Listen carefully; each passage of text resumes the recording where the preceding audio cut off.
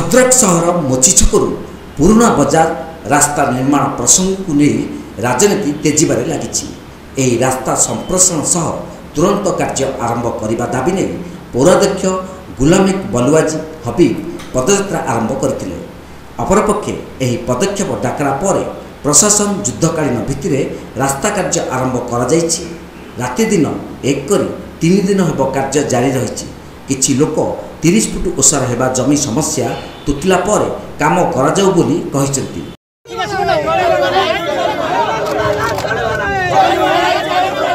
छक्का पंजा बयानबाजी भितर यही रास्ता एक राजनीति प्रसंग पलटि।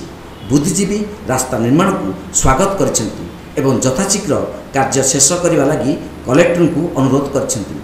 आज भद्रक म्युनिसिपालिटीर पौराध्यक्ष पदयात्रा बहु संख्यक पदयात्रा सामिल होते एक भद्रक जिलापाल ऑफिस रे पहुंची गोटे सभा करा जायतला। पौराध्यक्ष मोची छकरू माँ भद्रकाली पर्यंत रास्तार संप्रसारण एवं कार्यटी शीघ्र शेष करने को दाबी रखिते। भद्रकरू पुनील कुमार सामंत रिपोर्ट तीर्थक्षेत्र लाइव।